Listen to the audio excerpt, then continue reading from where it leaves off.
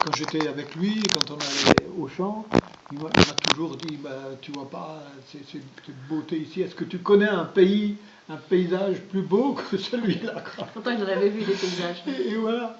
Et donc, bah, il me parlait évidemment également de ce qu'il a vécu pendant la guerre parfois, et puis euh, de, de, de, de ses problèmes, enfin ses problèmes, non, de son travail. Non, non, non, du travail qu'il avait fait pour quand ils ont construit la ligne de chemin de fer ici, là où il travaillait là pour le chemin de fer. Et donc, bon, c'est surtout Adèle qui me parlait des problèmes qu'elle a eu avec la famille après, du fait de la naissance, enfin, quand elle était enceinte d'Ulrich. Donc, un peu rejetée un petit peu par la famille. Surtout que c'était une jeune fille de bon genre. Elle avait fait des études en pensionnat en Suisse. Donc... Qui parlait le français. Ouais, bah oui. Pardon? Qui parlait le français. Elle parlait le français, ma... Oui, Adèle. Adèle. Oui, enfin, on n'a pas parlé français ensemble, mais oui. Je ne savais même pas jusqu'où elle savait parler. C'était l'éducation des jeunes filles oui. En Alsace. Non, c'était parce qu'elle était dans un pensionnat en Suisse. Pensionnat en Suisse, et même en Alsace, les filles étaient éduquées en français. Celles qui étaient bien éduquées étaient éduquées en français. En français. Ah, oui. Oui, non, mais elle était incroyable, hein, la bonté, elle respirait la bonté, hein, Adèle. Hein, et travailleuse. La travailleuse. Je pense que ce qui les a, les deux, minés, c'est le travail en Allemagne, parce qu'ils étaient trop consciencieux. Oui. Je pense hein, que à leur place, oui, moi j'aurais, enfin, bon, il fallait qu'ils travaillent, c'est sûr, mais moi j'aurais davantage traîné les pieds, quoi. Parce que surtout Adèle, elle était vraiment complètement ruinée, minée par son problème de tension. Parce que parfois, on la voyait, elle faisait exprès, se faisait saigner, parce qu'elle sentait les jambes un peu lourdes. Alors il y avait comme un jet de sang qui sortait de la jambe. Ça, je ne savais pas du tout ça. Ah, oui, oui. Donc, bon... Et puis déjà, elle marchait quand même pour venir au champ par les chaleurs d'été. À la maison, elle avait quand même le potager, le cochon, les poules, tout ça, quoi. Et la cuisine. Mon grand-père, il avait les vaches. Oui. Presque que les vaches, pratiquement. Les vaches. À la maison, oui. Mais c'est sûr qu'il bossait, hein.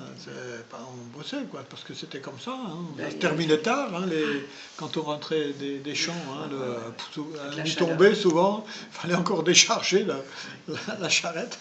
Je m'en souviens, on mettre tout en haut en plus.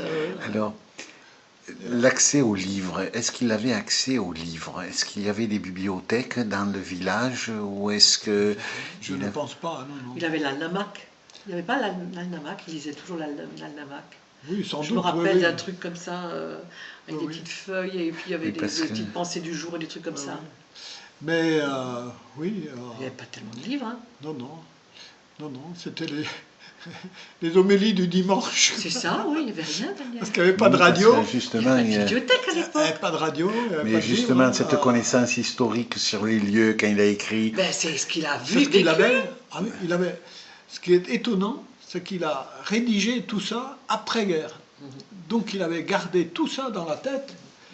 Et donc, d'après les vérifications qui avaient été faites par les Allemands, là, ça collait à peu près, quoi. Enfin, je veux dire, il n'a pas raconté des lieux ou des noms de personnes qui n'existaient pas.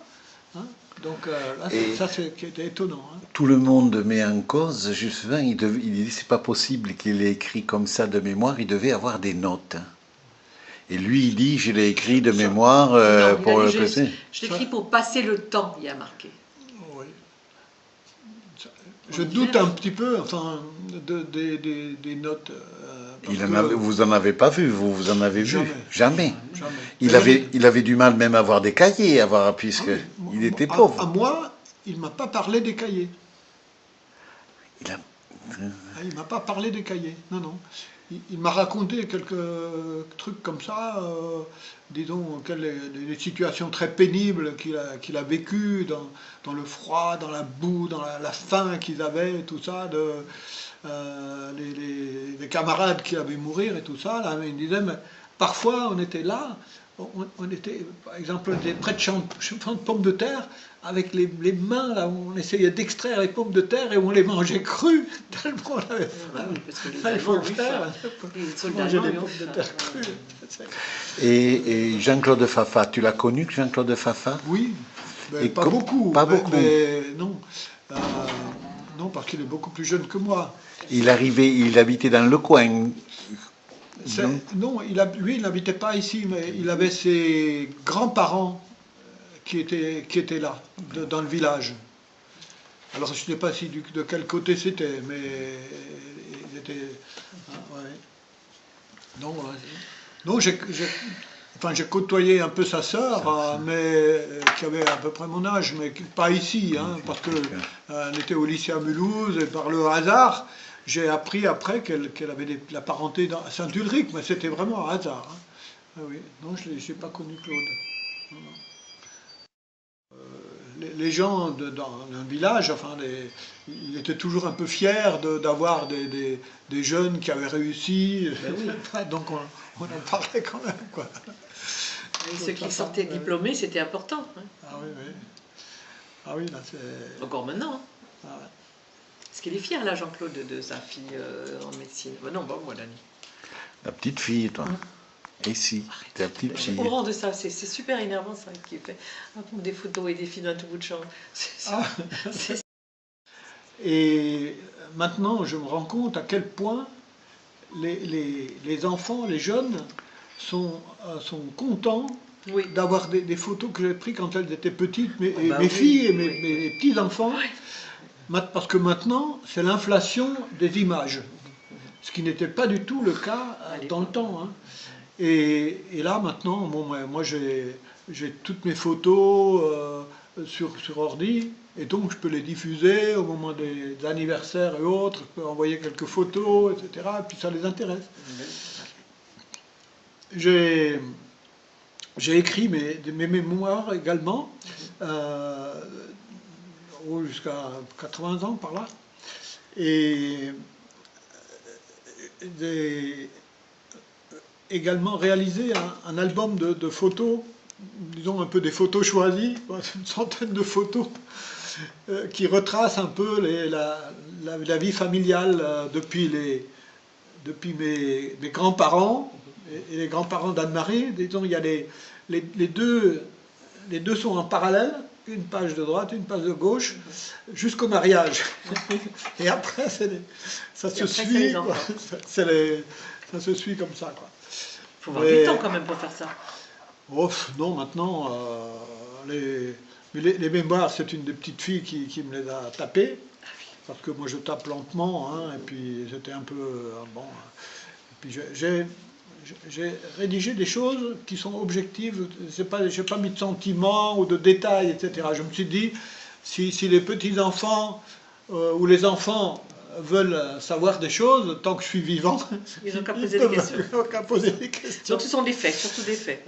Oui, des faits essentiellement. Et mes filles ont certainement connu des éléments de notre histoire, d'Anne-Marie et moi, mais c'était pas suivi, et c'était des morceaux, quoi. Et surtout de notre jeunesse, Anne-Marie et moi, et donc...